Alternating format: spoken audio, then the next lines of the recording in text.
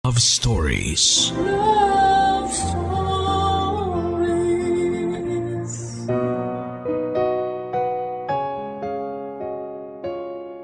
Hindi lahat sa atin ay merong pribilehiyo na magkaroon ng pantay-pantay na estado sa buhay. Ibig sabihin may mayaman at may mahirap. Pero lahat tayo ay may karapatang maging masaya at magkaroon ng kaaliwan habang naglalakbay tayo sa mundong ito.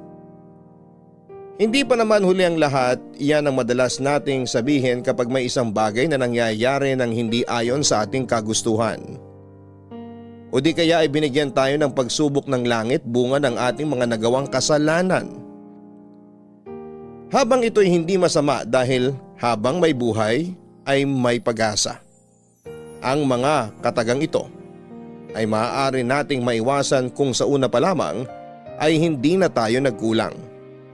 Yan ang eksaktong pinagdaraanan ng kabarangay at letter sender natin ngayong Sabado na si Amos. Gusto mo na bang makarelate sa kanya?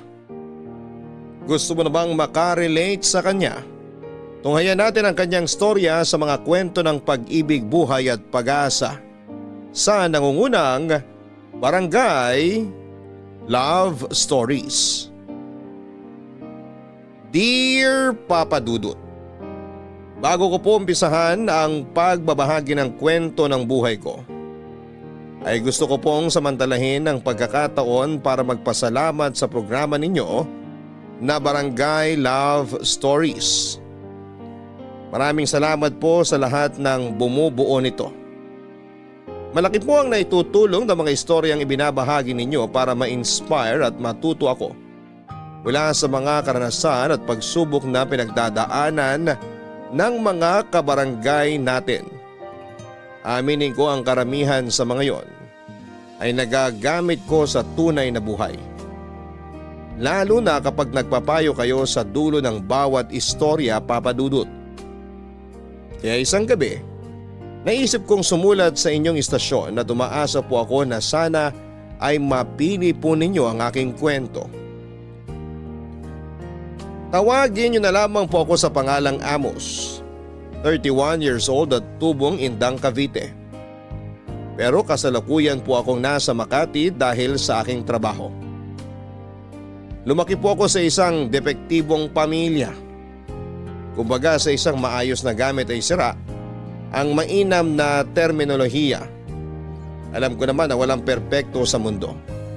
Lahat ng bagay pati tao ay may kapintasan at may diferensya. Pero bilang bata na produkto ng magulong pamilya ay malaki po ang impluwensya nito sa akin. Factory worker po ang tatay enteng ko samantalang kasakasama namin sa bahay ang nanay Gloria namin. Meron po akong kapatid na babae, si Badet. 10 taon po ang tanda ko sa kanya kaya naman baby sister po talaga ang turing ko sa kanya. Meron pa po kaming kapatid na sumunod sa akin pero namatay noong sanggol pa lamang dahil sa tigdas, Papa Dudut. Kaya nga akala ng mga magulang ko ay hindi na sila magkakaanak hanggang sa isilang ni nanay si Badet na masasabi kong inalagaan ko ng gusto simula bata. Nang mga panahon na yon kasi ay nagtatrabaho pa si nanay bilang mananahe sa isang garment factory sa lugar namin ng ilang taon bago siya tumigil at manatili sa bahay para intindihin kaming magkapatid. Pero ang payak naming pamilya ay nagbago ng makagawa ng pagkakasala si tatay sa amin, ngunit higit yung atrasong yon kay nanay. Nagkaroon po siya ng kabit at nagkaanak pa rito. Yung kasalanan na yon ay malaki po ang naging epekto sa aming pagsasama bilang pamilya. At kahit nasabihin na nating tinanggap na lang ni nanay na nagkaroon ng ugnayan si tatay sa iba, may mga araw na bumabalik yung sakit. Mas nagiging doble yung kirot dahilan upang mabuhay ang matinding galit na matagal nang kinikimkim na nagiging resulta upang mahalungkat ang nakaraan.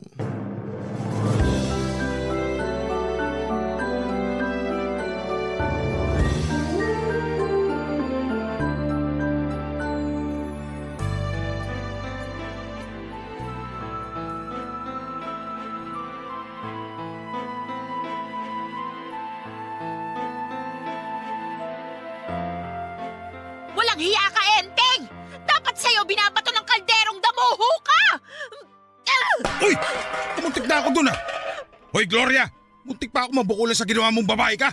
Pasalamat ka, yan lang ang binato ko sa'yo at hindi kutsilyo! Sa susunod, may tatarak na talaga sa'yong buwisit ka! Kaunti na lang, papatulan na kita! Sige, subukan mo! Tignan natin kung hindi ka matulog sa likod ng mga rehas! Mas mainam pa nga kung yun na lang ang himas-himasin mo kaysa kung sino-sino babae dyan! Napakaharot mong ungas ka! Ano na naman ba yung sinasabi mo? Ay nako, wag mo kong paandaran! Kung ako sa'yo, mag-ingat-ingat ka! Kasi isang araw bubula na lang yung bibig mo! Nay, Tay, andito na po ako. O Amos, ba't ngayon ka lang? Saan ka galing? Galing po ako sa eskwelahan, Tay. Sigurado ka? Igagaya mo pa sa'yo na sinungaling yung anak ko? Pwede ba patahimikin mo tong nanay mo? Kaunti na lang, kukutos ako na to.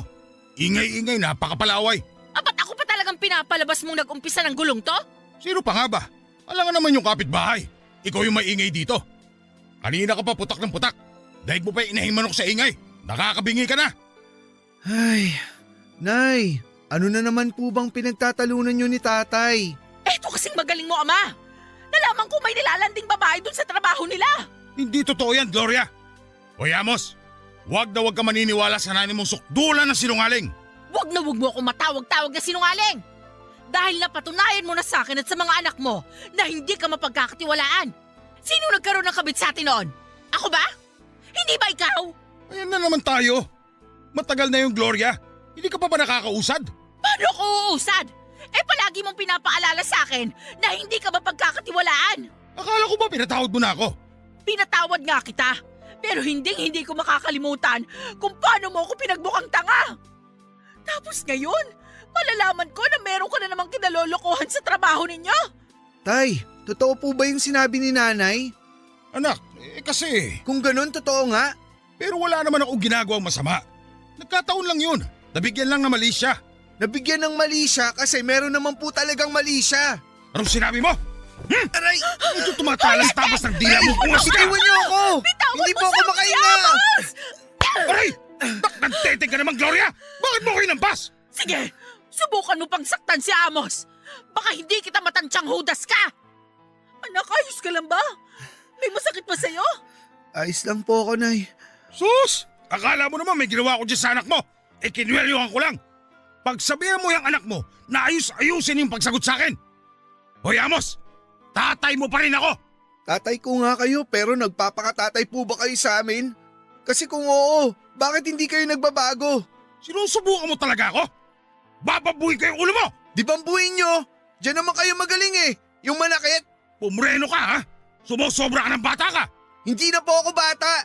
20 anyos na ako. Kaya alam ko na yung mga nangyayari. Alam ko na kung ano mga pinaggagawa nyo. Kahit anong sabihin mo, bata ka pa rin at wala kang alam. Kaya manahimik ka na lang dyan kung hindi kukutusan talaga kita. Huwag mong sasaktan ng anak ko.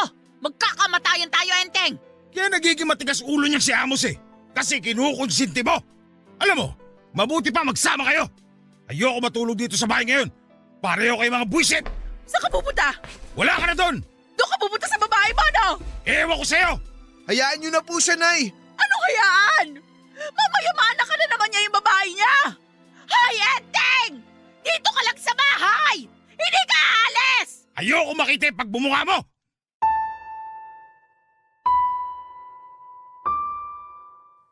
Ganun po pala talaga kapag nasira na yung tiwala ng isang tao sa iyo. Kahit na anong gawin mo ay hindi na maibabalik yung dating kayo. Yung samahan ninyo kung paano kanya itinuring o kausapin. Sa edad ko noong 20 anyos ay hindi ko na maalala kung kailan yung huling beses na nagpalitan ng matatamis na salitang mga magulang namin, Papa Dudut. Kung meron man ay napalitan na ng mga masasakit at masasama nilang patutsyada sa isa't isa. Ang mga ala-alang yon. Malaki ang kasalanan ni tatay pero may pagkukulang din naman si nanay. At bagaman batid kong masama ang pangangalo niya, naniniwala akong dalawang tao ang nagpapatakbo ng isang relasyon. Simula noon ay naging bangungot na ang pagsasama ng mga magulang namin. Hindi nila alam na sa bawat away nila, sigawan, palitan ng mga masasakit na salita. Pagwawala at pagiging bayolente ay malaking bahagi ng ligtas at maayos na kabataan namin ng kapatid ko ang ninanakaw nila sa amin. Maraming beses na ayaw ko nang umuwi sa bahay namin pag nasa eskwelahan ako dahil ayokong makita sina nanay at tatay papadudot. Pero alam kong kailangan dahil naghihintay sa akin si Badet. Malambing na bata po ang kapatid kong yon. Pero matatakotin siya lalo na pag may nakakarinig siya ng kalabog at malalakas na boses. Sa edad niyang 10 ay nagkaroon na siya ng trauma sa mga magulang namin lalo pat walang pinipiling pagkakataon sa mga pag-aaway nila. Isang gabi ay umuwi po ako sa bahay namin na alalang-alala dahil binalita sa akin ni nanay doon pa lang sa pinto na nawawala daw si Badet. Tumakbo raw ito noong nagsasagutan sila ni tatay kaya naman hinanap ko po kaagad ang kapatid ko. At makaraan ng kalahating oras ay natagpuan ko siya sa bakanting lote na palagi naming tinatambayan. Andito ka lang pala, Badet. Pinag-alala mo kami. Sorry, kuya. Ay, ayos lang. Mahalaga, ligtas ka. Pwede bang tumabi si kuya dyan sa upuan mo? Pwede po. Usog ako. Ayan, upo ka na, kuya. Kasya tayo rito sa bato. Malapad naman to eh. Matigas nga lang. Okay ka lang ba? Okay naman po. Paano mo po nalaman na nandito ako? Tambayan natin to eh. Dito tayo madalas nagpupunta pag nag-aaway sina nanay at tatay. Medyo huli na nga nung maalala ko kasi halos nalibot ko na buong barangay natin kakahanap sa'yo. Sorry po ulit, kuya. Hindi ko po sinasadya na mag-alala kayo sa akin. Sabi sa akin ni nanay, tumakbo ka raw na umiiyak kanina palabas ng bahay. Tapos di ka na nila nakita ni tatay. Bakit ka ba tumakbo? Natatakot po kasi ako kanila, tatay eh. Nagsisigawan po sila kanina sa bahay, kuya. Tapos kumuha po si tatay ng plato. Binato niya po kaya nabasag po. Tana, Badet. Tana. Takot ako, kuya. Kasi galit na galit si tatay. Tapos sigaw ng sigaw si nanay. Takot ako. Baka saktan nila ako eh. Hindi ka nila sasaktan dahil ako ang makakalaban nila. Gagawin mo po yun? Oo naman, kasi kapatid kita at hindi kita hahayaang masaktan ni nanay at tatay. Kaya huwag ka nang umiyak, nandito lang si kuya. Huwag mo ako iiwan, kuya. Siyempre hindi, bakit ko naman gagawin yun?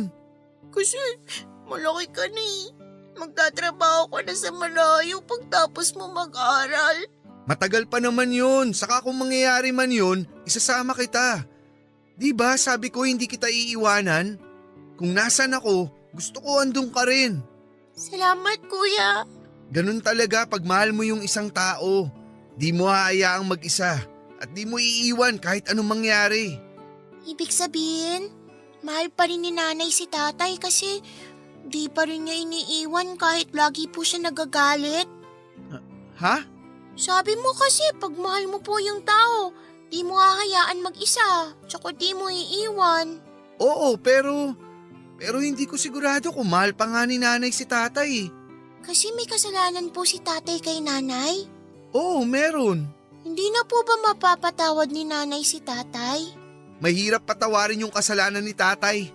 Pero siguro mahal pa nga siya ni nanay, kaya di pa rin niya magawang iwan si tatay.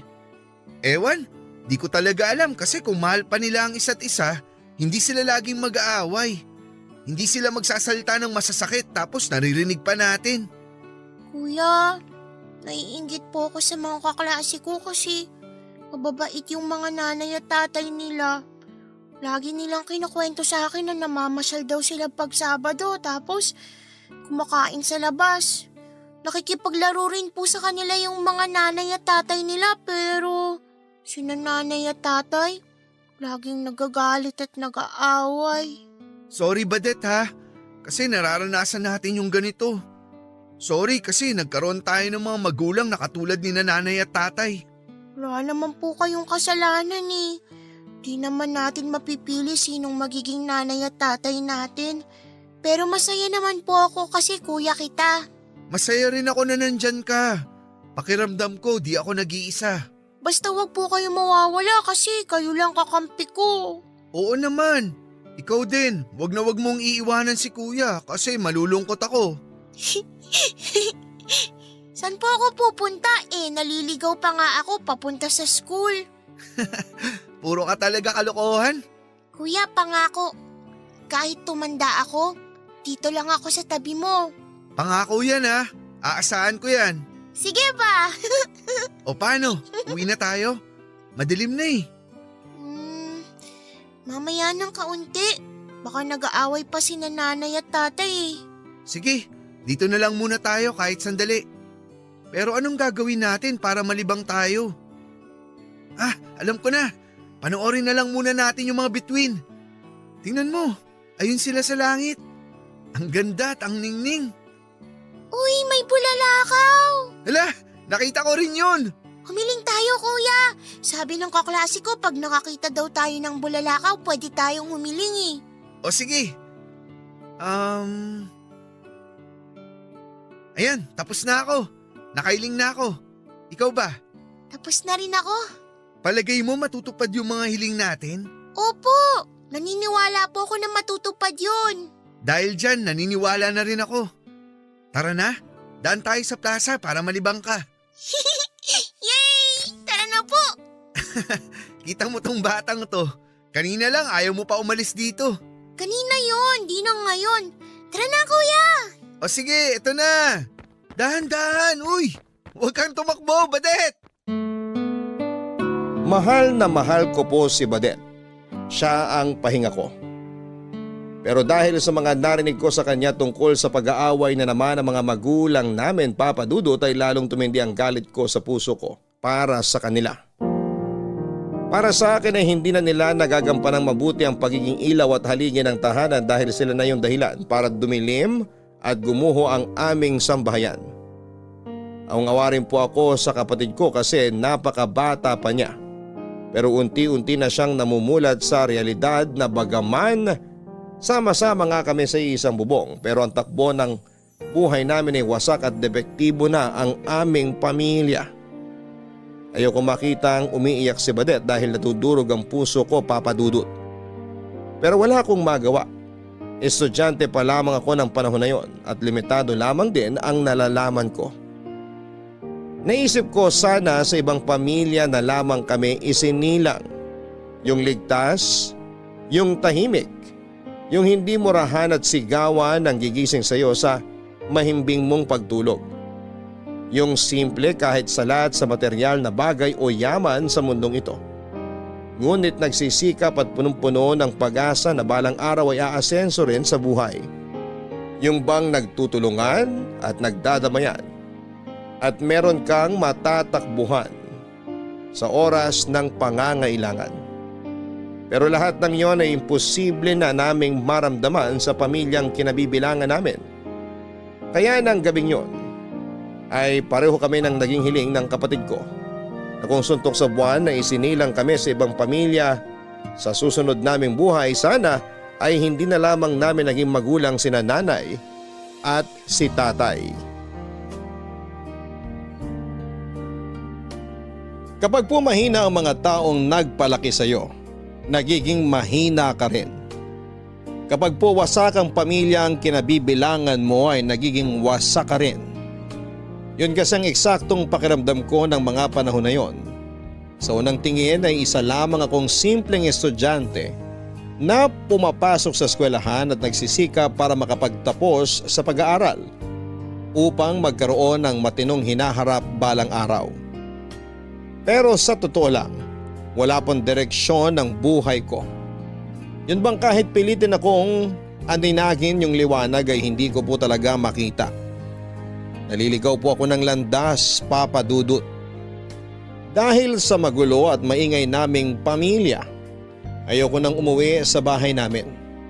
Gustong-gusto ko na pong layasan ng mga magulang namin ngunit hindi ko magawa dahil sa kapatid ko. Pero kapag may mga pagkakataon na sadyang doble o triple yung bigat o gusto ko lang talagang lumayo pansamantala ay nakikita ko yung sarili ko na laging sumasama sa mga barkada ko.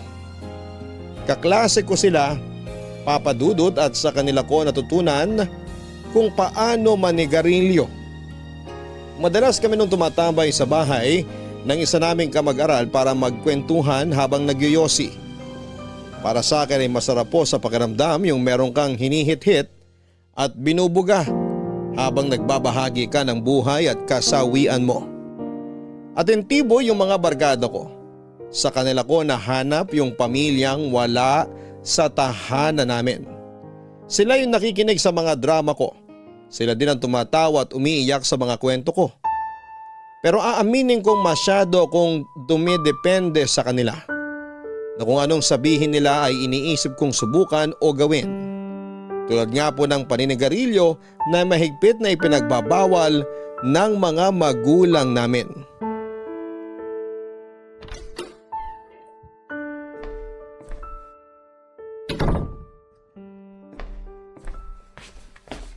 Bakit ngayon ka lang? Tay, andyan po pala kayo. Tanong ko, sagutin mo. Bakit ngayon ka lang? Galing po ako sa eskwelahan. Anong galing ka sa eskwelahan? Alauna na madaling araw. Kabo pa sarado ang eskwelahan nyo. Huwag po kayong sumigaw. Baka magising sina Badet at nanay. Wala akong pakialam. Aray, bakit po kayo namamalo? Akala mo hindi ko napapansin yung pare-uwi mo na madaling araw? Tapos lagi mo sinasabi na galing ka sa pesteng eskwelahan nyo? Yun naman yung totoo ah. Ano pong gusto niyong sabihin ko? Hoy, hindi mo mabibilog ulo ko. Ay, tay naman eh. Teka lang, ano ka mo yun? Sigarilyo ba yan? Hindi po, tay. Anong hindi? Sinungaling kang bata ka? Naninigarilyo ka no? Aminin mo! Hindi po ako naninigarilyo. Anong hindi? Akin na yung bag mo! Bakit po? Akin Wag na po. sabi!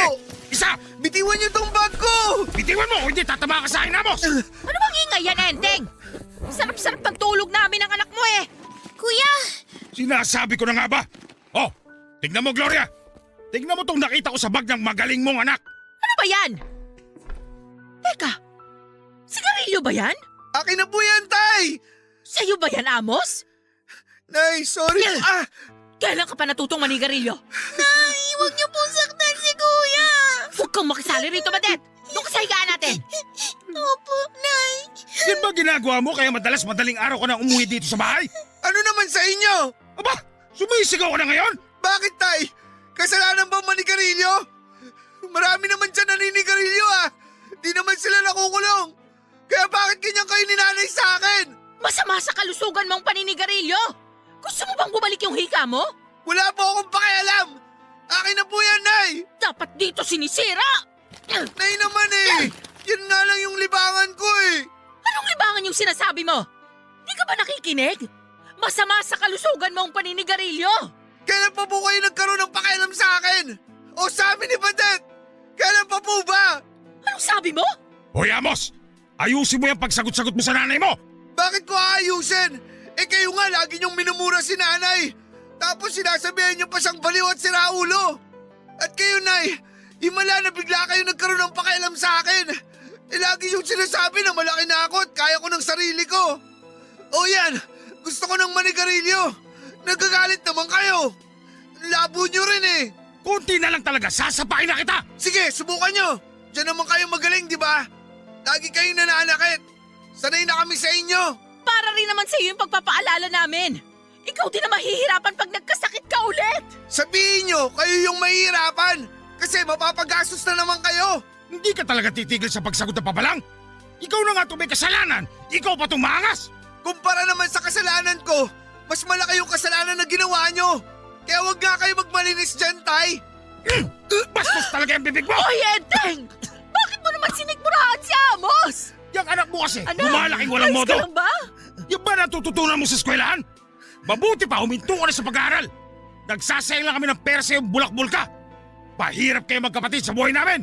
Simulat sa pool, ganyan ang trato niyo sa amin ni Badet. Nag-anak pa kayo.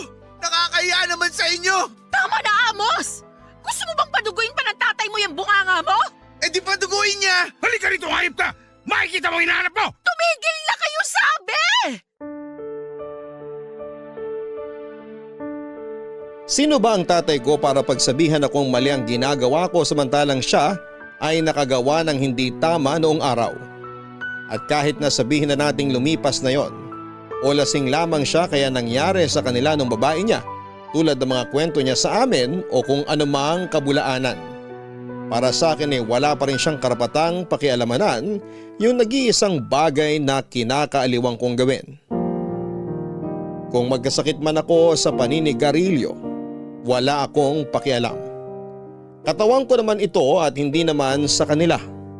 Yun po yung nasa isip ko ng mga panahon na yon, dahilan para lalo kong hindi sundin at sa halip ay nagrebelde po ako sa mga magulang namin, Papa Dudut. Para sa akin walang karapatang mangaral ang isang tao kung siya mismo nakagawa ng katiwalian sa buhay niya.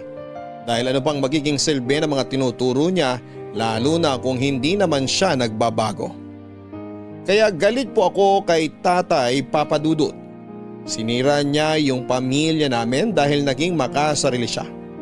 At hindi pa po doon natatapos ang lahat dahil pinangatawanan na talaga ng demonyo kong ama ang pagiging sakim at masamang tatay niya.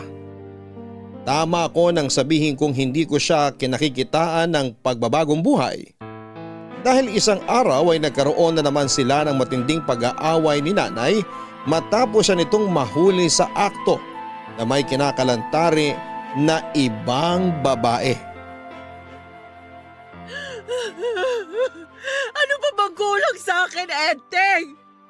Bakit mo nagawa sa akin to? Yan na naman yung drama mo, Gloria! Nakakasuka ka! Tigilan mo yan, pwede ba? Ako ba ngayon ang nakakasuka? Sino ba inahuli ko may kahalikang ibang babae? Hindi ba ikaw? Walang iya ka! Akala mo siguro hindi kita pupuntahan doon sa pinagtatrabahuan mo, no? Hayop ka! Napakawalang iya mo! Aray! Tigilan mo nga yan! Nasasaktan ako! Sinabi na tumigil ka eh! Tumigil ka na! Wala pa nga yan kumpara sa sakit na pinararanas mo sa akin, nulupong ka! Nay, Tay, ano po nangyayari? Kuya, natatakot po ako. Diyan ka lang sa likod ko, Badet. Huwag kang matakot. Si Kuyang bahala sa'yo. Nay, Tay, nag-aaway na naman ba kayo? Lumabas lang kami saglit ni Badet para bumili ng ulam tapos maaabutan namin kayong ganyan na naman. Etong nanay mo kasi sumugod doon sa trabaho ko. Tapos nag-iskandalo. Hoy, demonyo ka! Gusto mo pa talagang magbalinis sa anak mo? Napakadumi mo namang hayop ka! Nagsalita yung akala mo malinis. Kuya, natatakot po ako kina nanay at tatay. Badet, tahan na. Tingnan yung ginawa nyo kay Badet. Di po ba pwede na mag-usap na lang kayo ng mainahon para di natatakot kapatid ko? Hindi ako sumisigaw dito. Yang nanay mo parang nakalunok ng mikropono. Ang kapal na mukha mong baliktarin ako! Hindi ako magkakaganito kung hindi kita naaktuhang nililingkis at nilalaplap yung katrabaho mo! Yung bunganga mo nga, Gloria. Naririnig ka ng mga bata, oh. Ngayon, nahihiya ka sa kanila? Nung ginagawa mo yon, naisip mo ba yung mga anak mo? Hindi, di ba? Ay, ewan ko sa'yo. Tay, totoo ba yon? Huwag ka na makisali rito, Amos. Karapatan kong malaman ang totoo. Bata ka pa. Hindi mo pa naiintindihan lahat. Di na ako bata. Alam ko na mga kalokohan nyo. Alam mo pala eh. Di ba nahimik ka na lang? Napaka-immoral nyong tao. Nakuha mo talaga ako suntukin? Matapang ka na, ganon? Lintik kang bata ka! Babalihan kita ng buto! Aray! Aray ko! Huwag sasaktan Loretta, ang anak tika! ko! Tigilan mo magpalo sa akin! Lumayas ka na rito! Sumama ka na doon sa babae mo! Nandidiri ako sa'yo! Aalis talaga ako! Nakakaburito kayo! Pare-pareho kayong baliw! Ikaw ang baliw. Bastos ka talaga, Amos! Mas bastos ka. Kasi hindi mo na iniisip mararamdaman namin. Di ka na nahiya. Paulit-ulit mo na lang sinasaktan si nanay. Siguro nga panahon na para umalis ka na sa buhay at bahay namin. Aanin namin yung tatay na katulad mo. Hindi ka mabuti impluwensya sa amin ng kapatid ko. Lakas ng apog mong pagsalitaan ako ng ganyan ah! Bakit? Kaya niyo ba pag umalis ako? Sigurado namang kakayanin namin nang wala ka. Kesa naman kasama namin ang tatay naming walang kwenta. Sige! Aalis ako rito sa bahay. Pero isasama ko kapatid mo. Halika rito! Halika rito, Badet! Bitawan mo ang anak ko! Halika, sumama ka! Sumama ka sa akin! Hindi mo isasama ang kapatid ko!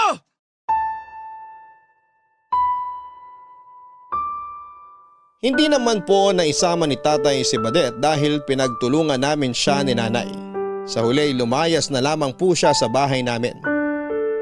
Kung ako man po yung nasa posisyon ni nanay ay palalayasin ko rin si tatay dahil namumuro na siya sa mga katarantaduhan niya.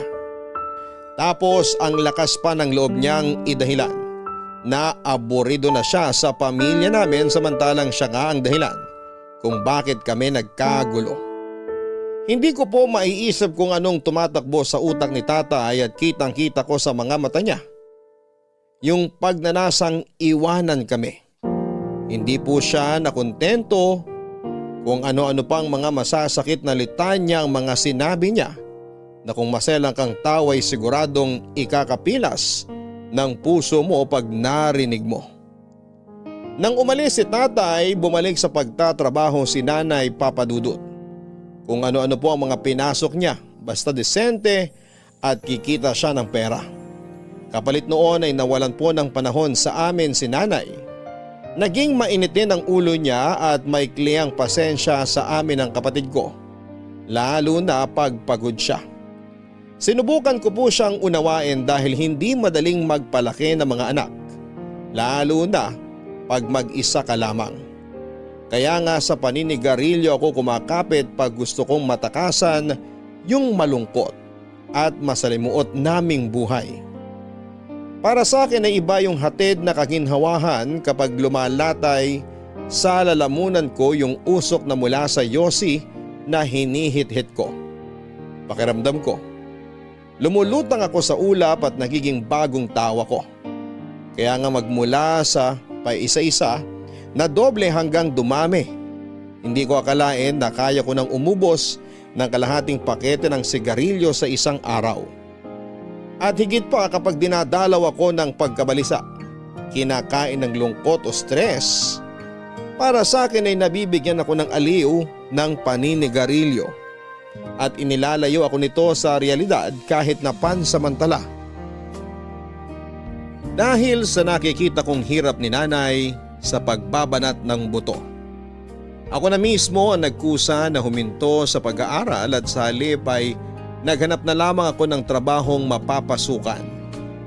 Masasabi ko naman na may utak ako, Papadudut. Sa katunayan ay pagtiteacher nga yung kurso ko nung kolehiyo.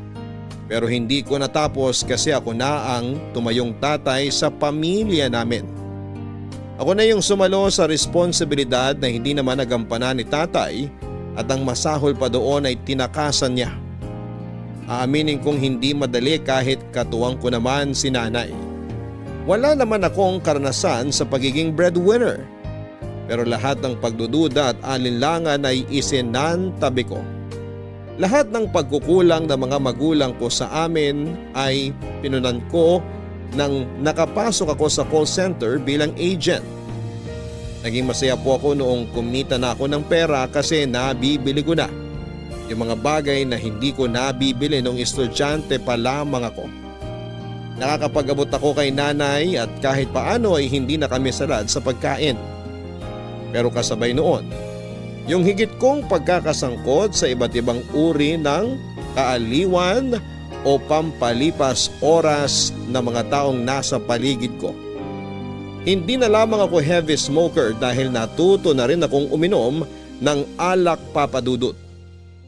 At hindi lang basta tikim-tikim dahil mga warakan talaga yung mga pinupuntahan kong inuman. Yung bang tipong kulang na lang ay gumapang ka pa uwi dahil sa sobrang kalasingan. Masayang masaya po ako pag napapasukan ng alak ang sistema ko. Alam kong masama pero bata pa ako. Yun ang nasa isipan ko. At katawan ko naman ito kaya ako ang masusunod dito. Nakakabaliw, nakakaaliw. Yan po ang eksaktong tawag sa pakiramdam na dulot sa akin ng paninigarilyo at pag-iinom. At hindi nga nagtagal ay naging bisyo ko na ang mga yon. Dahilan para mapansin na ako ng nanay ko.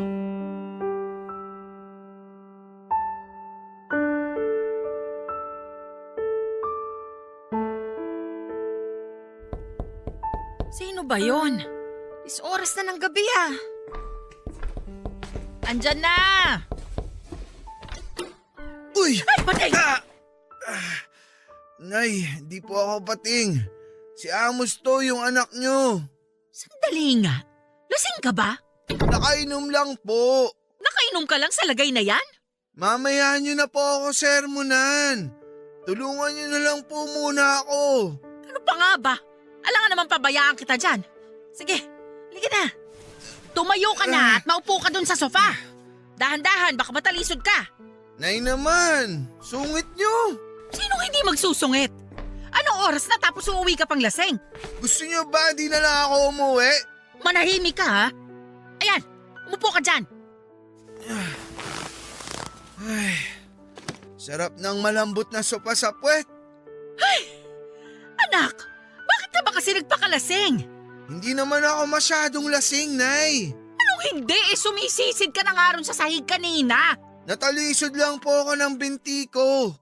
Ayos lang ako. Eh bakit ka nga kako uminom? May problema ba? Wala po. Happy-happy lang. Nak, ganyan ba kayo mag-happy-happy na mga katrabaho mo? Eh halos gabi-gabi ka nang umuuwing lasing ah. Nung nakaraan, doon ka natulog sa tapat ng tindahan ni Aling Flor. Nagulat tuloy yung matanda, akala niya may sinalvage sa tapat nila. Nervyosa lang masyado si Aling Flor. Mahilig kasi siya sa kape. Kahit na. Kaya nga kung may problema ka, sabihin mo para natutulungan ka namin ng kapatid mo. Si Badet po pala, nasan? Nandun sa tita mo. Doon ko muna pinatulog kasi nga kararating ko lang din. Wala siyang kasama. Nay naman eh. Bakit niyo doon iniwanan yung kapatid ko? At bakit hindi? Kamag-anak naman natin yon. Oo nga, kaya lang, di ba? Madaling uminit ulo ni tita pag makulit yung bata. Eh kilala ko si Badet. May kalikutan yun at pagkamadaldal. Baka pinagalitan na yun dun. Tara po, sunduin na natin siya. Ay nako, bukas na. Wala nang tricycle papunta sa tita mo. Ayoko maglakad. Ganyan naman kayo eh. Anong ganyan naman kayong sinasabi mo dyan? Ayos lang na sa inyo na patulugin dun si Badet. Di kayo nag-aalala kasi wala kayong pakialam sa amin. Amos, nagiging bastos na yung bunganga mo ha? Maghinay-hinay ka sa pananalita mo. Nanay mo pa rin ako. Nanay nga namin kayo, pero anak ba turing nyo sa amin ni Badet? Malamang, galing kayo sa akin. Ako ang nagdala sa inyo ng 9 na buwan. Ay! Alam mo ikaw, naiirita na ako sa'yo ha. Di ko alam kung dahil lasing ka kaya tumatalim yung dila mo o naiimpluwensyahan ka lang ng mga kasamahan mo sa trabaho. Hindi nga sabi ko lasing. Nakainom lang. Tsaka pwede ba, huwag nyo ang dinadamay mga kasamaan ko sa trabaho. Mabuti pa nga sila eh. Pamilya turing sa akin. Kesa naman sa inyong dalawa ni tatay. Nagpakalanay ako sa inyo ha. Hindi mo lang napapansin pero ginagawa ko lahat ng makakaya ko. Kung bakit kasi nagkaroon ako ng walang kwentang asawa na ngayon nagpapakasasa dun sa kabit niya. Baka demonyo talaga niyang tatay niyo. Baka kasi kasalanan nyo rin kaya nang babae si tatay. Baka kasi nairita na siya sa ingay ng bunganga nyo kaya yun, naghanap ng iba. Yung mabait, hindi naninigaw at higit sa lahat, maganda. Ang kapal naman ng mukha mong sabihan ako ng ganyan. Wala kayo sa lugar ko kasi hindi naman kayo yung sinaktan. Nasaktan din kami nung iwanan tayo ni tatay. Pero ako yung mas nasaktan kasi ilang beses akong iniputan sa ulo ng tatay niyong pamangkin ni Satanas. Tapos ipapamukha mo sa akin na nagkulang ako? Kaya niya ako pinagpalit? Kung hindi kayo nagkulang, bakit di pa rin niya kayo pinili? Hindi ko alam! Ginawa ko naman lahat pero sadyang mapaghanap yung tatay niyo. Kaya wala kang karapatang pagsalitaan ako ng ganyan. Baka gusto mong paduguin ko yung bunganga mo. Sige, gawin nyo! Gawin nyo! Total, pareho naman kayo ni tatay na mabigat ang kamay. Lagi nyo ang pinapalo si Badet. Nagsusumbog sa akin yung kapatid ko habang umiiyak. Ikaw na nagsabi, di ba? Makulit yung kapatid mo? Kaya natural lang na mapalo siya. Sana kasi habaan yung pasensya nyo. Kung makapagsalita ka, hindi ko naman binubugbog yung kapatid mo ah. Kurot lang yon, tsaka palo sa kamay.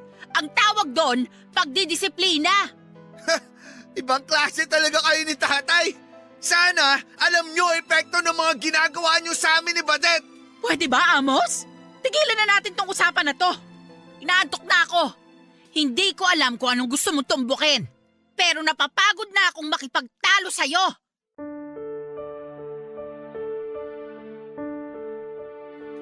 Hindi po totoo na kapag lasing ka, hindi mo alam ang mga sinasabi at ginagawa mo. Kadalasan alam mo, hindi mo lang kontrolado yung bawat salita na lumalabas sa bibig mo at yung kinikilos mo mismo. Totoo rin yung kapag tinamaan ka ng alak, nakakapagsabi ka ng totoo. Kaya nga walang pag-aatubili kong naisumbat sa nanay ko yung mga tampo ko sa kanya at nakuha ko pa siyang sisihin kung bakit ng babae si tatay noon at mas pinili nitong sumama sa ibang tao kesa sa amin. Galit po ako sa tatay ko pero galit din ako sa nanay ko. Alam ko na utang na loob namin sa kanya ni Badet ang buhay na meron kami dahil dinala niya kami noon sa sinapupunan niya ng 9 na buwan.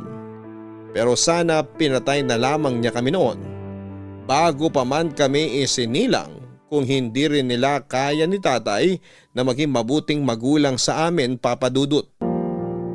Sa mga tao na hindi dumaan sa ganong klase ng pagtuturing sa isang pamilya, madaling sabihin na umusad na lamang, kalimutan at magsimula ng panibagong buhay.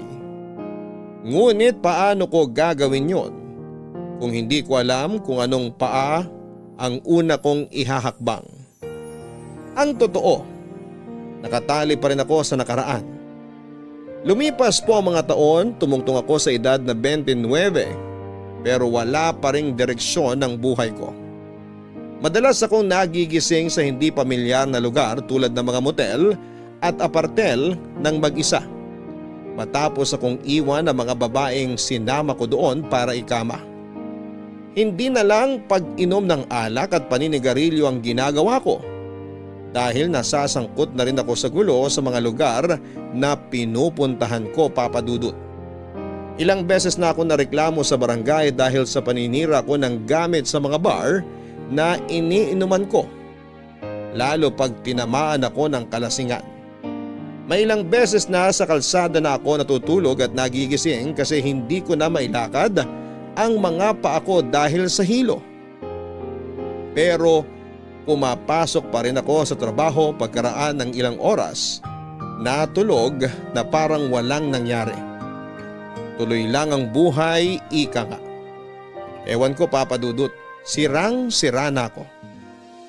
Mukha lang akong ayos kasi nakasasabay pa rin ako sa kulitan at kwentuhan ng mga tropa at katrabaho ko. Pero wasak na wasak ang puso ko. Marami akong kinaiinggitan, mga bagay na hindi kayang bilhin ng pera na minsan po naming napag-usapan ni Badet.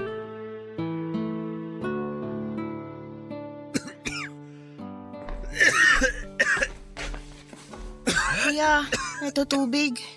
Mukhang masama na yung ubo mo ah. Pa-check up ka na kaya. Ayos lang ako, Badet. Nasamid lang ako. Akin na yung tubig. Salamat. Hindi ganyan yung ubo ng nasamid. Tsaka parang nung isang araw pa yan ah. Sabi ni nanay di ka raw pumasok ngayon kasi masama pakiramdam mo. Masakit lang ulo ko. Pero wala naman akong lagnat. Ayokong umarap sa computer at tumanggap ng tawag pag ganito pakiramdam ko. Madali uminit ulo ko. Pero ayos lang talaga ako. Di mo kailangang mag-alala. Sa katunayan, medyo guminhawa na nga pakiramdam ko kasi nakatulog ako ng mahaba. Puyat lang siguro to. Madalas ka bang puyat?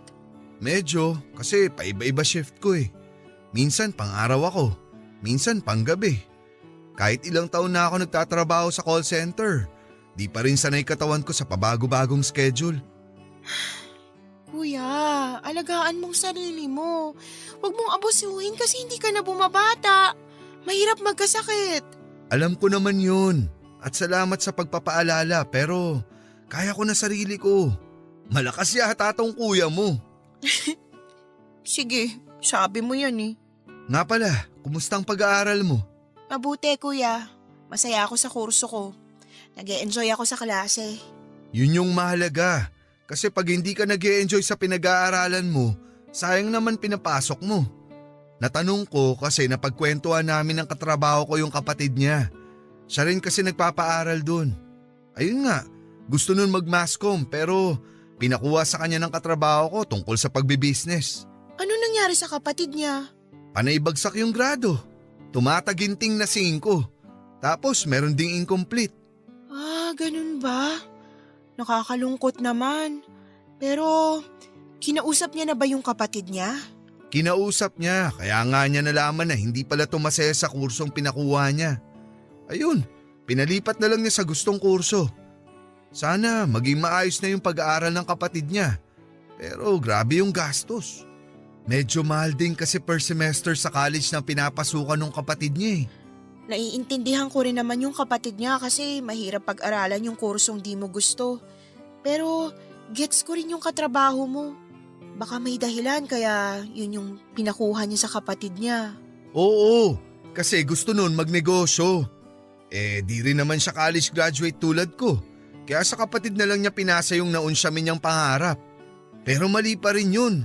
Lalo kung wala sa kursong yun yung puso ng kapatid niya. Kaya nga ikaw, hinayaan kita na kunin yung kurso na gusto mo. Kasi ikaw naman yung papasok sa eskwelahan araw-araw para mag-aral, hindi ako. At pag di ka masaya sa pinag-aaralan mo, di ka rin gaganahan. Kaya nagpapasalamat ako sa'yo kuya kasi pinag-aaral mo ko. Normal lang naman na pag-aralin kita. Sabi kasi sa akin ni nanay na tumigil na lang daw ako sa pag-aaral. Maghanap na lang daw ako ng trabaho para matapos na yung pagpapagawa natin dito sa bahay.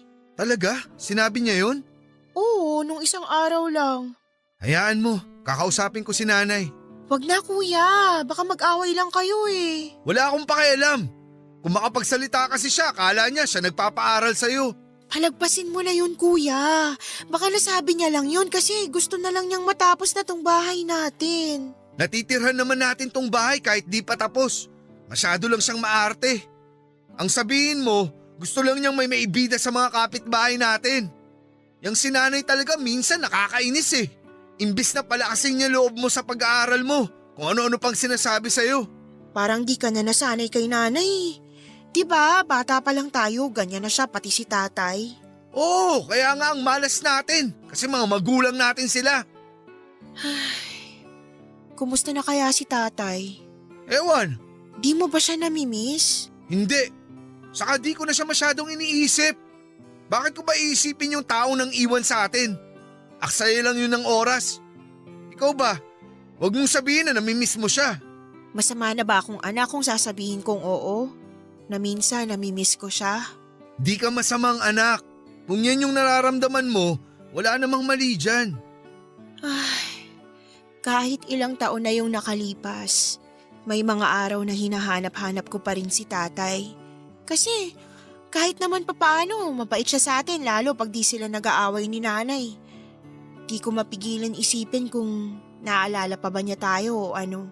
Baka naaalala pa niya tayo pero hanggang doon na lang yun. Minsan, di naman yung tao mismo yung namimiss natin Yung panahon lang nakasama pa natin sila. Kuya, hanggang ngayon ba, hindi mo pa rin napapatawad si tatay? Hindi. Ewan ko rin kung darating pa yung araw na mapapatawad ko siya kasi sa ngayon, malabong mangyari yun. Si nanay, Bakit mo naman natanong yan? kahit hindi mo kasi sabihin, ramdam ko na may tampo ka kay nanay. Tsaka, naririnig ko kayong nagkakasagutan. Di ako bingi at ayoko magbulag-bulaga na may mali. Sorry Badet, di ko sinasadya na marinig mo pa yon. Ayos lang, kasi totoo naman yung mga sinasabi mo sa kanya na palaasa siya at pinagsasalitaan tayo ng kung ano-anong di maganda lalo na pagpagod siya. Ako rin naman may tampo sa kanya pero sinasantabi ko lang kasi nanay pa rin natin siya Wag na lang talaga niyang uulitin yung sinabi niya sa'yo kasi di ko na yun palalagpasin.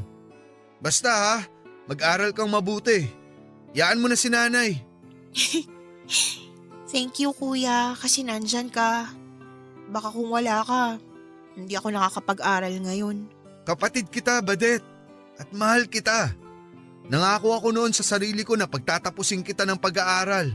Para kapag kaya mo na, di ka na mahihirapang lumayo dito sa atin. Saan naman ako pupunta? Ewan ko. Bahala ka na. Basta ligtas ka. Ba't mo naman naisip na gusto kong umalis? Baka kasi gusto mo ng katahimikan, ng peace of mind. Yung walang tao na magdidikta sa'yo at magsasabi ng di maganda. Tulad ng ginagawa ni nanay. Pero pag umalis ka, kausapin mo pa rin ako ha. Mamimiss kita. Ewan ko sa'yo kuya, hindi ako aalis. Kung umalis man ako, uuwi pa rin ako dito sa bahay natin kasi mamimiss ko pa rin kayo ni nanay. Pamilya ko kayo at mahal ko kayo. Di ko kayo kayang ipagpalit sa kahit na anong bagay sa mundo. Basta magsikap ka sa pag-aaral mo. Pagbutihin mo pero lagi mong tatandaan na proud ako sa'yo. Kung kailangan mo ng kausap, nandito lang ako. Kuya mo nga ako, pero kaibigan mo rin ako. Salamat kuya. Walang anuman. Kuya, nag-aalala talaga ako dyan sa ubo mo. Ayos lang ako. Pakikuha mo na lang ulit ako ng tubig. Sige, pero pag di pa yan nawala bukas, magpapacheck up ka na ah. Bawal tumanggi. Kakayosi ko yon kaya ako sinumpong ng matinding ubo o papadudot. Natakot nga ako kasi baka bumalik na yung hika ko.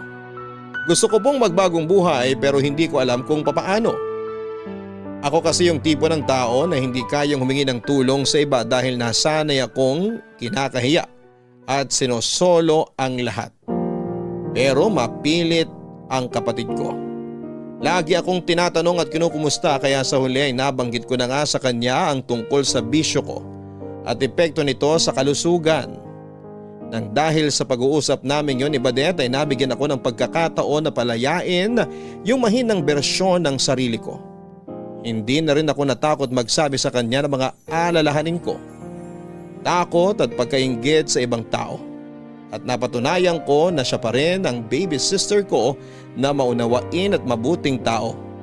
Sa abot ng makakaya ni Badet ay pinayuhan niya ako na maghinay-hinay sa mga bisyo ko. Lalo na at hindi na ako bumabata. At kahit mahirap sa akin na tuluyang ihinto ang paninigarilyo ay sinubukan ko papadudot. Kaya lang hindi pala ganong kadaling bitawan yung kinasanayan mo. Na kahit na ginagawa mo naman ang lahat. Napatunayan ko po yon dahil nakamamatay po ang pakiramdam noong nagbawas ako ng yosi. Kung dati, kaya kong umubos ng kalahati hanggang isang kahang sigarilyo. Nagbawas po ako hanggang sa nakatatlong stick na lamang ako. Pero naglalaway po ako papadudot. Para akong asong nabubuwang. Hindi rin ako makatulog ng maayos, gawa na rin ng paiba-ibang schedule ng shift ko. Mas kinakain ako ng kalungkutan. Sumasakit ng matindi ang ulo ko at nagiging aburido ako at hindi rin ako mapakali. Meron akong bagay na hinahanap-hanap na kulang at alam kong yosi lamang ang makakapuno noon. Nagkontrol din po ako sa pag-inom ng alak pero lumakas naman ang pagkakape. May ilang beses na sumusuka na lamang ako dahil sa acid reflux pero binaliwala ko yon. Nahihiya po ako kay Badet kasi akala niya may progreso na yung pagbabagong buhay ko. Pero lingid sa kaalaman niya ay unti-unti na naman akong nahuhulog sa mga bisyo ko. Masarap po ang bawal at nakakasira ng ulo pag tinigilan ko po yon, papadudot. Mahirap pigilan ang bawal. Napatunayan ko po yon nang muli kong yakapin ang mga bisyo ko. Lalong-lalo na ang paninigarilyo. Simula noong bumalik ako sa pag-yosi ay hindi ko na po naranasan yung mga sintomas na dulot ng paghinto ko dito. At aaminin kong naging maligaya muli ako. Kaya nga mas lalong tumindi ang addiction ko sa sigarilyo hanggang sa hindi ko na lamang namamalayan na kaya ko na ulit umubos ng 20 peraso o higit pang stick kada araw. Bukod sa tradisyonal na paghit-hit ng tabako, nagvi-vape na rin po ako papadudot. Ginagawa ko yon pag off ko para hindi maghinala ang kapatid ko na bumalik na naman ako sa dating gawi. Pero lahat ng kasiyahan ay may katapusan. Lalo na kung hindi mo ito nakukuha sa mabuting paraan. Nagsimula po yon nung kasagsagan ng pandemya at tinamaan ako ng COVID-19. Nahirapan po ako makarecover ang katawan ko at akala ko ay katapusan ko na. Pansamantala kong hininto ang mga bisyo ko habang nagpapagaling. Pero muli akong nalulong pagkalipas ng ilang buwan. Ewan, nakakabaliw yung pandemya at ang paninigarilyo lang ang sumalba sa akin. Alam kong bawal pero palihim po akong humihit-hit ng tabako. Lumipas ang mga buwan at hindi na ako nakawala sa bisyo ko hanggang isang araw ay naaktuhan ako ni Badet na naninigarilyo na dahilan para magalit siya ng husto sa akin.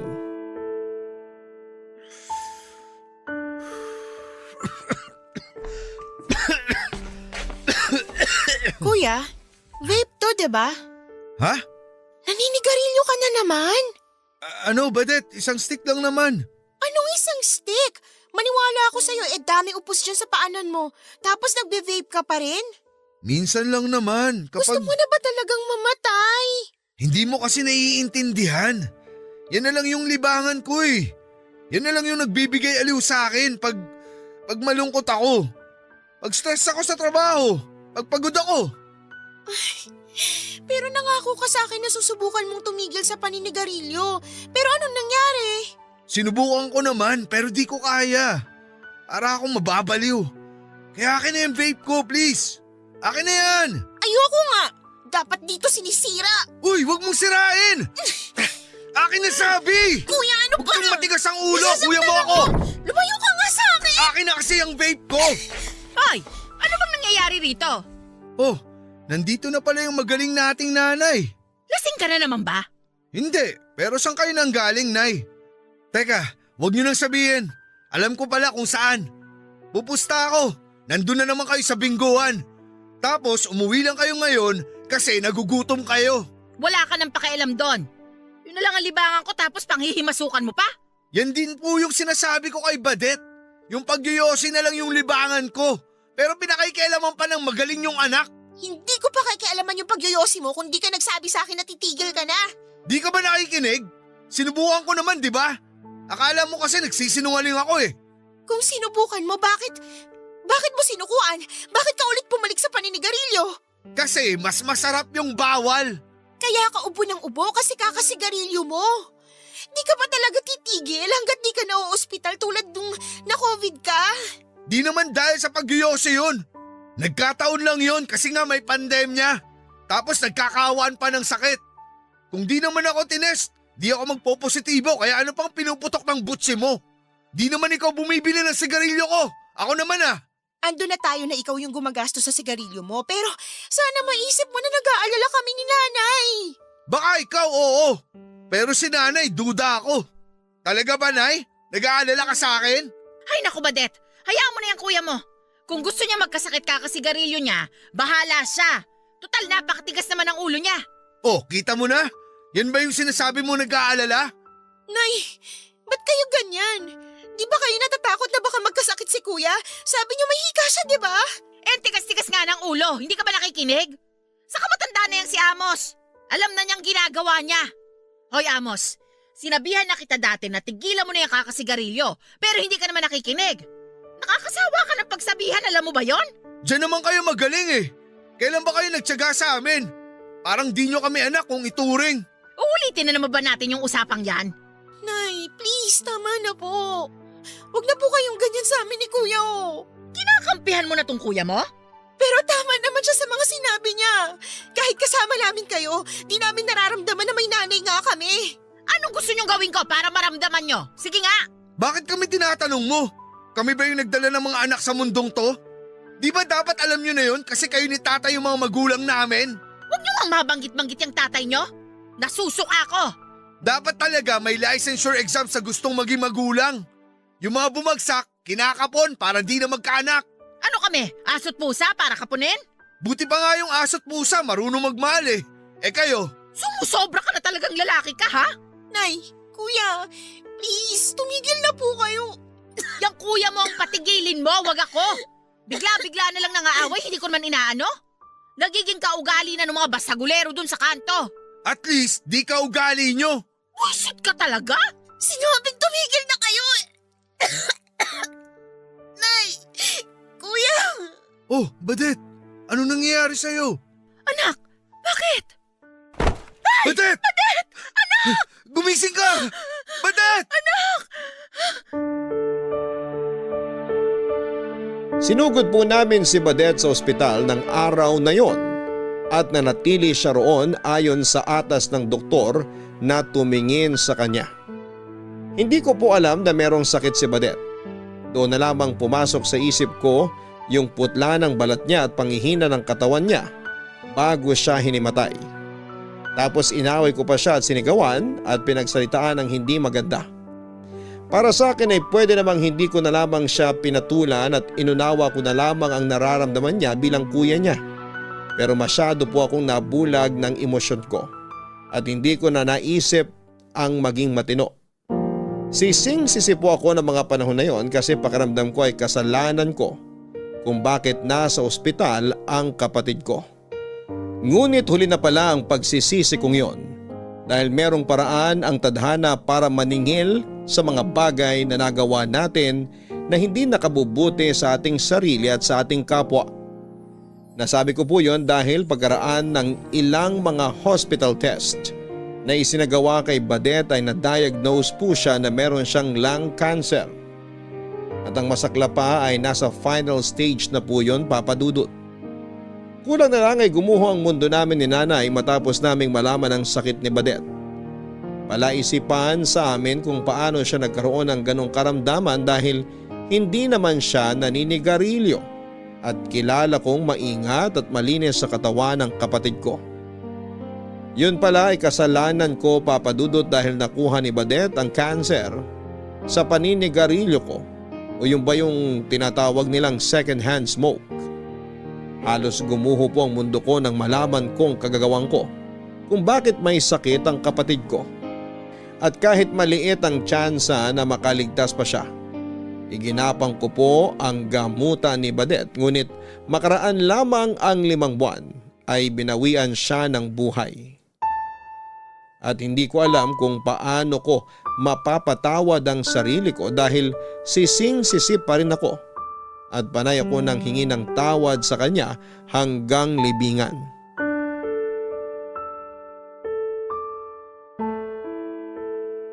Nak, huwag ka naman masyadong magpakalasing kasi baka may mangyaring masama sa'yo. Ayos nga yun, Nay, di ba? Para mamatay na rin ako katulad ni Badet. Para makasama ko na siya. Huwag mo namang sabihin yan. Ayokong mawala ka rin sa akin. Hindi ko kasi alam kung paano mawawala yung sakit, Nay. Kaya ako umiinom kasi umaasa ako na kahit saglit, baka makalimutan ko yung nangyari kay Badet. Wala na po yung kapatid ko eh. At kasalanan ko kung bakit siya namatay. Hindi mo naman ginusto yun.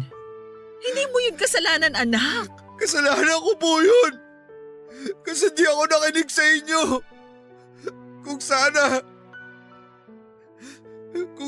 tinigilan ko na noon pa yung paninigarilyo, hindi magkakakanser yung kapatid ko. Kung bakit kasi siya pa yung tinamaan eh. Bakit di na lang ako? Hindi naman natin hawak yung buhay natin, anak. Hindi rin natin alam kung kailan tayo kukunin. Diyos lang ang nakakaalam nun. Kaya nga bakit si Badet pa? Bakit di na lang po ako? Hindi ko alam ang sagot dyan. Pero ako man nasasaktan sa pagkawala ng kapatid mo. Napagdaanan ko na to nung namatay yung isa niyong kapatid. Kaya akala ko hindi na masyadong masakit. Pero masakit pa rin pala. Mas doble yung sakit na nararamdaman ko ngayon kasi hindi madaling mawala ng anak. At baka hindi ko na kayanin kung pati ikaw mawala pa sa akin, Amos. Hindi ko lang po maintindihan kasi ganun na lang po kadaling nangyari ang lahat eh. Ang bilis. Ang dami pang pangarap ng kapatid ko. Kagraduate pa siya. Magiging reporter pa yan kasi pangarap niya yun talaga eh. Lagi nga niyang binibida sa akin na makikita raw natin siya sa TV balang araw. Tapos hindi na pala mangyayari. Napaka-unfair, Nay. Ang bata pa ng kapatid ko. Pero sigurado ako na kung nakikita ka niya ngayon, hindi niya gugustuhin na nagkakaganyan ka. Talaga ba, Nay? Kasi yung nasa isip ko ngayon, kabaliktaran niya. Baka galit sa akin yung kapatid ko eh. Bakit naman siya magagalit sa'yo? Kasi kasalanan ko kung bakit siya namatay. Itong bisyo ko yung pumatay sa kanya. Ang tanga ko kasi. Dapat sa sarili ko binabatukan. Yan pa. Tigilan mo na yan! Huwag mong saktan yung sarili mo! Sinong sasaktan ko, Nay? Kasalanan ko naman talaga. Hindi naman kita sinisisi, di ba? Hindi ko rin tanggap na kinuha sa atin na maaga si Badet. Pero ayoko maramdaman mo na kasalanan mo yung nangyari. Hindi natin kontrolado ang lahat.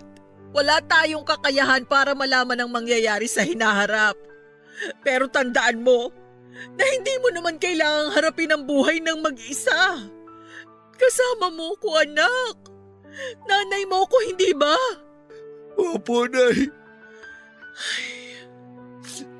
Marami na akong pagkukulang sa inyo ng mga anak ko. Simula nung mga bata pa lang kayo, lalo na sa iyo, Amos. Kaya sana patawarin mo si nanay. Marami akong napagtanto nitong nawala si Badet. Marami rin akong pinagsisisihan. Kung pwede ko lang ibalik yung nakaraan, sana mas pinagbuti ko pa yung pagiging nanay ko sa inyo. Naniniwala ako na ginawa niyo naman po yung lahat ng makakaya niyo. Di lang talaga kayo yung pinakamagaling na nanay. Pero wala naman pong perpekto. Kaya nga gusto kong bumawi. Ewan ko, pero ayoko na ulit mawala ng anak kasi hindi ko na talaga kakayanin. Sana mapatawad mo ako sa mga pagkukulang ko noon sa inyo. Sa hindi ko pagiging mabuting ina. Matagal ko na po kayong pinatawad. Siguro kung may nararamdaman man ako ngayon sa inyo, tampo na lang. Ayoko rin naman kayong kamuhian habang buhay kasi kayo pa rin yung nanay namin. Pinarealize sa akin ni Badet na mahalaga pa rin kayo. Kasi nanatili kayo sa tabi namin nung iniwan tayo ni tatay. Di nyo kami nabandona o pinabayaan. Hindi ko yun magagawa kasi mga anak ko kayo. Pero aminado ako na malaki yung pagkukulang ko kasi nasasaktan din ako noong mga panahon na yun. Nagmahalang naman ako. Bakit kailangan akong pagmukhaing tanga ng tatay nyo? Pero ayun nga, kinatagalan, unti-unti napalaya ko na rin yung sarili ko sa pag-ibig sa tatay nyo. Medyo mabagal lang at matagal yung pag-usad ko kaya naapektuhan yung pagiging nanay ko sa inyo. Pero hindi ko dedepensahan ang sarili ko. Malaking kasalanan at pagkukulang ko sa inyo. Sana mas naging matatag ako kasi magulang na ako eh. Di na yun tungkol sa akin kasi may mga anak na ako. Mas dapat kayo na ang inuna ko. Tapos na naman po yun, Nay. Ang mahalaga yung ngayon. Sana dumating din yung pagkakataon na makausad ako sa pagkawala ni Badet. Makakausad ka. Tayo. Hindi ka nag-iisa kasi kasama mo ko, anak. Salamat, Nay. Namimiss ko na po si Badet. Namimiss ko na po yung tawa, yung ingay, yung kakulitan at yung mga kwento niya. Namimiss ko na rin yung kapatid mong yun, anak. Lalo na yung nagagalit siya sa akin pagdating ko sa bahay galing sa bingguhan. Pero ang mas namimiss ko sa kanya, yung lambing niya. Lalo kapag hinihilot niya yung mga binti kong nangangalay.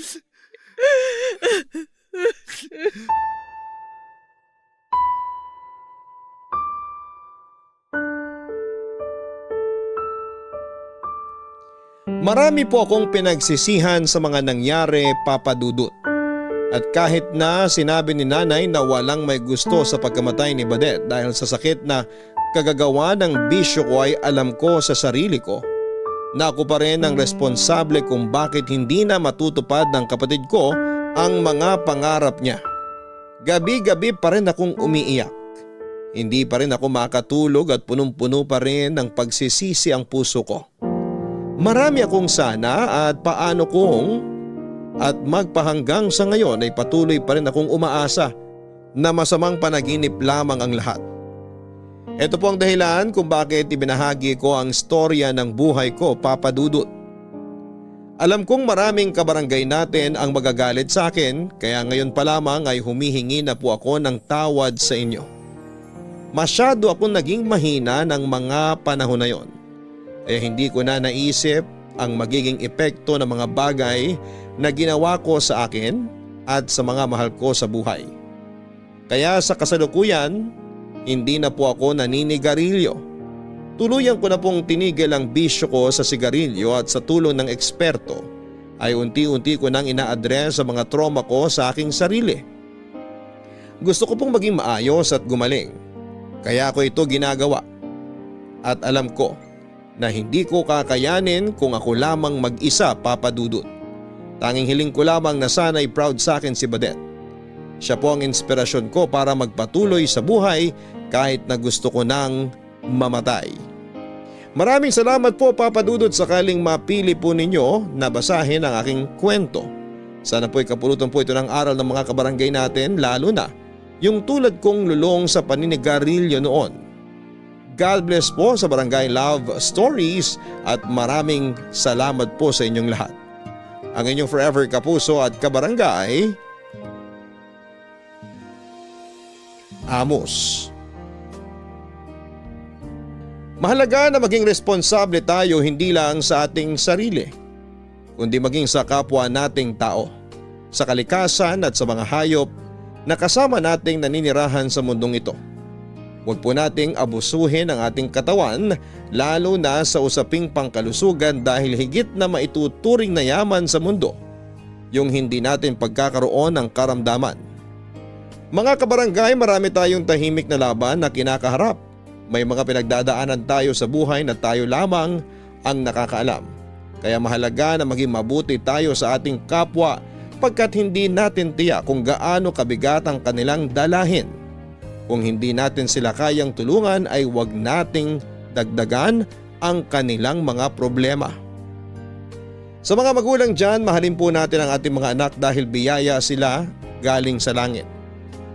Huwag nating iparamdam sa kanila na pabigat sila kasi anuman ang mangyari ay sagutin natin sila. Sa mga anak naman dyan, mahalin natin ang ating mga magulang. Sa pagtanda nila, huwag natin silang kalilimutan. Balang araw ay magiging magulang din tayo at gusto rin nating alalahanin tayo ng mga anak natin. Hanggang sa muli, ako po si Papa Dudut sa mga kwento ng pag-ibig, buhay at pag-asa sa Barangay Love Stories number 1. Sabay-sabay nating pakinggan ang iyong kwento ng pag-ibig, buhay at pag-asa. Ipadala lang sa barangaylovestories@yahoo.com. Nagustuhan ng iyong napakinggan? Ituloy yan via live stream sa www.gmanetwork.com/radio.